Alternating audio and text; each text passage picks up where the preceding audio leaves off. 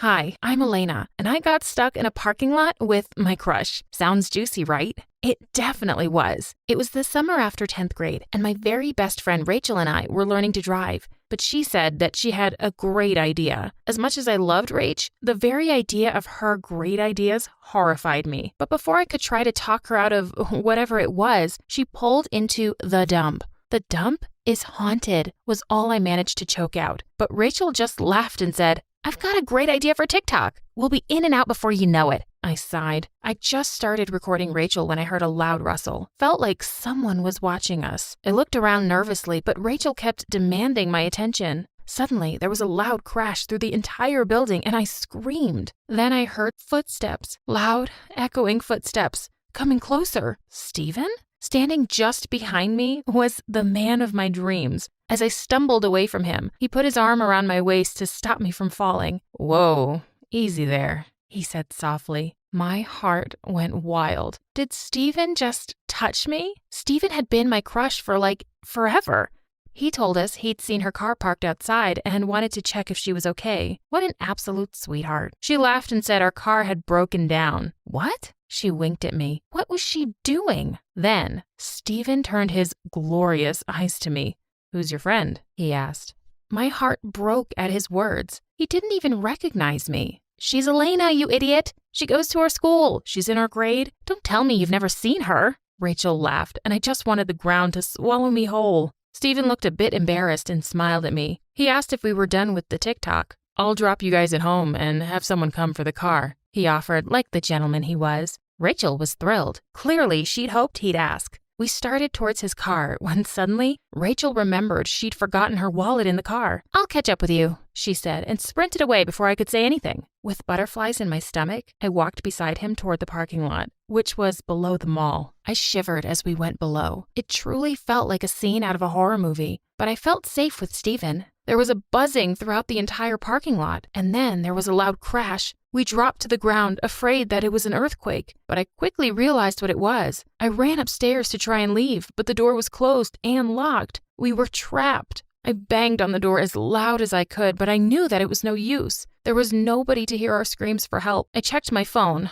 Of course, there was no signal either. Steven checked his phone too. I can't call anyone. What are we going to do now? I asked. Now that the door was closed, it was even darker. If I didn't know any better, I would think the shadows in the corners were alive and coming for us. It's going to be okay, Steven said soothingly. Then he did something unexpected. He took my hand and led me away from the door. Let's look for an escape.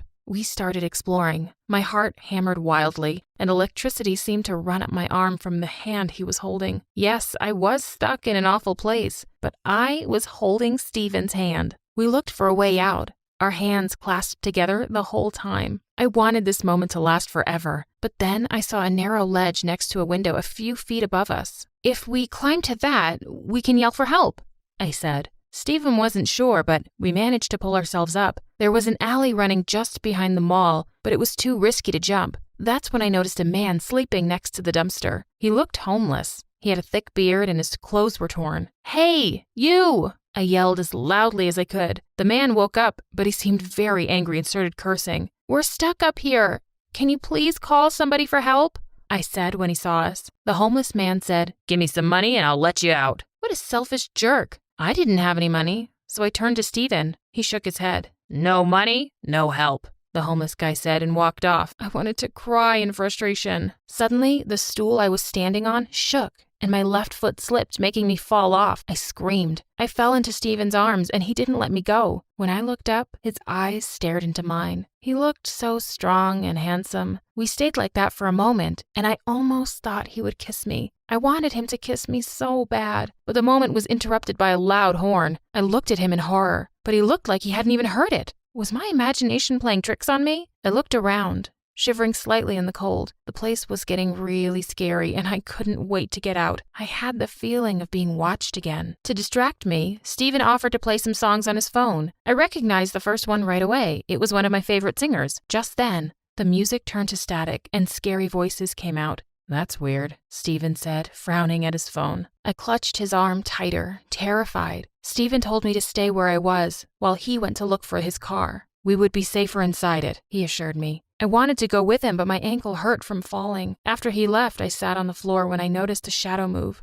I froze. Then, all of a sudden, a huge black figure raced toward me. I turned around to run, but fell flat on my face. Panic welled up, and I started to scream and cry. "No, please," I begged out. What I heard next was the sound that terrified me worse than any ghost ever could. I heard loud laughter. I opened my eyes and saw that it was Rachel. She was clutching her stomach and had tears rolling down her cheeks. She was laughing so hard. Steven stood next to her. He wasn't smiling, but of course, he'd been in on the joke the whole time. Worst of all, I saw one of Rachel's hands was in Steven's pocket, and she was holding a video recorder in the other hand. "Rachel, why would you do something like this?" I cried. I couldn't believe it.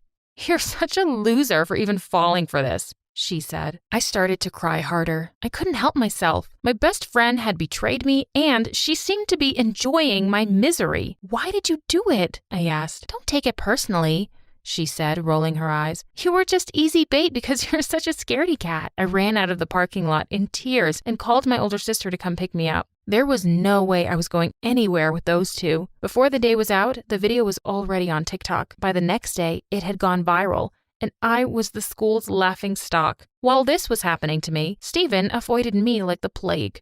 At least he looked guilty, but it was Rachel who truly hurt me. She pretended as if I didn't exist. So much for childhood best friends. When the sadness and shock faded, I was angry. So angry. I wanted revenge. I had done nothing to them, and they treated me like dirt. To top it all off, Rachel and Steven were getting closer. They'd even started dating. This was something she'd done before. Whenever I had a crush on a guy, she would also start liking him, date him, and then dump him after a few weeks. This time, I decided enough was enough. I was going to take Steven away from her, and I knew how to do it. I made an Instagram account and hired a professional to take some pictures of me where my face wasn't visible. I wanted to make myself seem mysterious, and my plan began to work. Once my account took off, I followed Steven. After a week of suspense, he followed me back. I slid into his DMs. I flirted with him, and at first, he didn't flirt back. But over the next few days, we texted each other all the time. And I began to think he liked me. Back in school, I was still a big joke, and Rachel encouraged the meanness. I couldn't understand why she hated me so much all of a sudden. I tried to find comfort in the fact that I was going to have my revenge soon. Steven texted me without fail every day, and soon enough, I realized he had feelings for me. He had told me literally everything about himself. The only problem was that I was afraid I would fall for him again. He was such a sweetheart. My heart fluttered every time he messaged. But this was revenge. No mercy. Then I decided it was time to test my power. When he was sitting with the other jocks and Rachel, I texted him asking him to meet me outside. He immediately left the table without telling Rachel or the others anything. I laughed for the first time in days. Revenge was mine. 2 days before the homecoming dance, the time I had set for completing my revenge, I was cleaning my locker when I saw Steven. The hall was empty. I ignored him, but to my surprise, he walked up to me to talk. "Hi, Elena," he said shyly. I had no intention of talking to him and walked away. That night, Mom peeked into my room and said, "There's someone here to meet you." But when I went to the door, there was nobody there, just a small note on the doormat next to a big, beautiful sunflower. It said, "I'm sorry, Elena, for everything that happened. I know it's no excuse, but I had no idea that things would go this far. I wish I had known you before. I know you will never forgive me now." Even though it wasn't signed, I knew immediately that Steven was the one who'd sent it. But why was he apologizing to me after all these months? My heart melted. I was pretty sure Rachel was the one who had convinced him to prank me. I could forgive him. The day before homecoming, I texted him from the anonymous account and confessed to liking him. He said he liked me too. I told him that if it was true, he would have to break up with his girlfriend and take me to the dance instead. He agreed immediately. It'd be so great when he saw I was behind the account and that I'd forgiven him, I thought to myself. I was finally going to date him, and Rachel would get what she deserved. It was the day before the homecoming dance. Today, all of my plans would come into play. First, I rushed to school and waited for the cheerleading practice to start. While Rachel was practicing, I emptied the shampoo bottle she carried and filled it with instant blue hair dye. If anyone was super proud of their blonde hair, it was Rachel, and that was only the first thing she'd lose today. I waited outside the locker rooms. Soon enough, I heard a scream and lots of muffled laughter. I walked away to work on phase 2. I went to the biology lab and released all the frogs and cockroaches. Then I rushed out. I went to Mrs. Hawkins, the lab instructor, cried, and told her Rachel had been waiting for me in the lab. But when I got there, all the frogs and cockroaches were all over the place. She jumped up and rushed to the lab. I heard her cursing. Then she went straight to the principal's office. 10 minutes later, they called Rachel. I hung around the office till I saw her. Her hair looked a horrible shade of blue, and it was so patchy I almost felt sorry for her. Some of the dye had stained her face, too. People were laughing at her. When she saw me, she glared at me and went inside the office. Then I heard yelling and crying. 10 minutes later, Rachel rushed out crying. "You did this!" she yelled. She had been banned from the dance. Finally, it was lunchtime, time for the icing on the cake. As Rachel sat complaining and crying, Steven got up and tried to leave. Obviously, Rachel tried to throw a huge tantrum, but he just shook her off and loudly said, "We're over." Everyone heard. The next day was the homecoming dance, and Steven messaged that he had a huge game before it. He said scouts from huge colleges would be there. I told Steven that even though I wouldn't be able to come to see his game, I was definitely cheering for him. My plan was, he wouldn't see who I really was until the dance. On my way to the game, I saw 2 of the football players who were really close friends with Steven. They were talking about Rachel and Steven. I got closer to hear. "Damn shame that he broke up with Rachel like that," one of them said. "I'm not really surprised. Remember what he did to that freak Elena? His idea for that prank video was genius. He's planning to try out another epic idea on her." He what? I couldn't believe what I was hearing. It was Steven's idea all along, and he was planning to prank me again? I felt like someone had punched me in the stomach. He had almost tricked me again. Just then, my phone buzzed with Steven's text. "Can't wait to see you." I texted him a location and asked him to meet me there.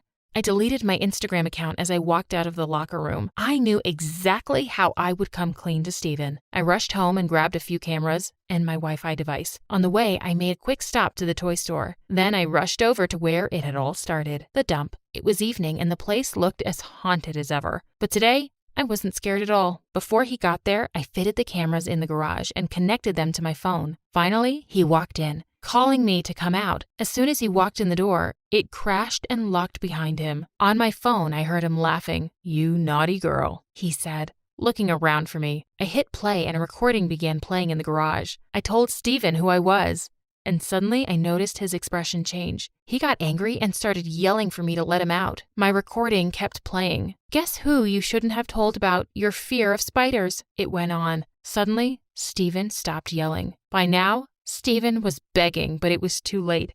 I released the toy spiders. I'd gotten the biggest, hairiest ones I could find. I heard him screaming, begging, and apologizing to me. The spiders crawled towards him. I waited for him to realize before I pressed the button that would live stream everything to the big screen that had been set up for the big game tonight. That should make it easier for them to find him. I heard his scream as I started my car and drove away.